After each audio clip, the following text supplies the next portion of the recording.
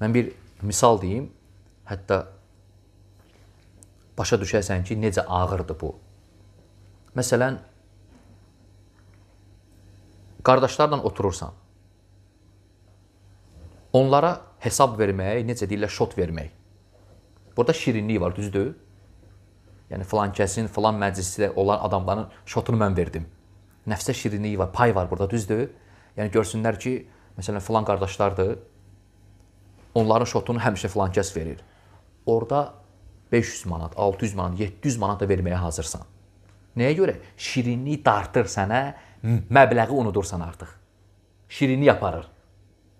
Deyəcəklə ad var, şöhrət var orada. Şuhra, nəfsin hazzı var orada, pay deyirlər. Nəfsin payı var orada.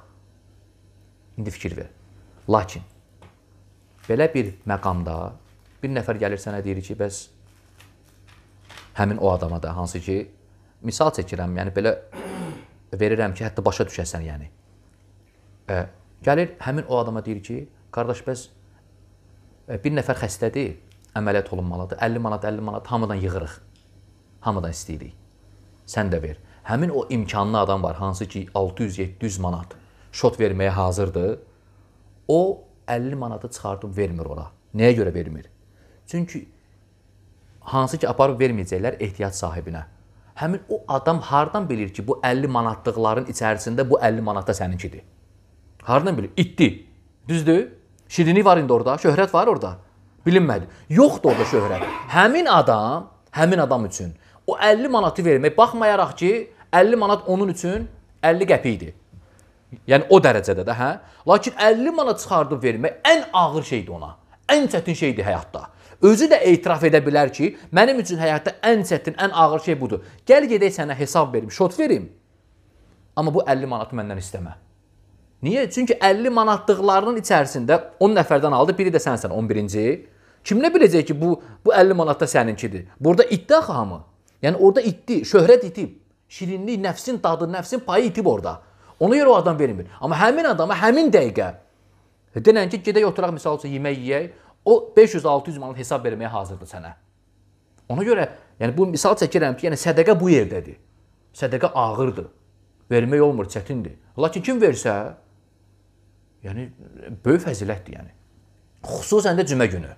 Məziyyəsi var, üstünlüyü var. Vallahi mən hər dəfə deyirəm qardaşlara, sədəqə vermək istəyəndə saxla cümə gününə. Məziyyə, xüsusi üstünlüyü var.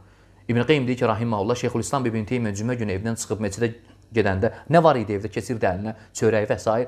götürürdü, yolda gedənləri paylayırdı. Cümə günü sədəqə vermək daha üstündür. Nusus dəlalət edir buna. Yəni 1 manat da olsa ver. Orada fərq eləmir, sən 10 manat verdin, biri 50 verdi, sən verirsən. Nə dəxli var ki bunun? Ona görə sədəqənin savabı artır nə vaxt? Verilən adamın ehtiyacının gücünün miqdarında. Ehtiyacı olanlar müxtəlifdir. Məsələn, məndə 2 dənə pul var. Biri 50 manatdır, biri 1 manatdır. 50 manatı da aparıram, 1 manatı da aparıram verməyə sədəqə. 2 nəfərdir. Lakin 50 manatı verdiyim adam, onun ehtiyacı elə də güclü, zəruri ehtiyacı deyil. 50 manatı verəcəm, nə vaxta xərcləyəcək? Bu 1 manat hansı ki, verdiyim adam o qədər zəruri ehtiyaclıdır həmin məqamda. 1 manat işini aşırdır ki, elə zərurət, yəni elə haldan çıxardır ki onu. Nəticədə 1 manat verilən sədəqə 50 manatdan üstün olur. Ona görə bax belə şeylər var, yəni insan bu məsələ ciddidir.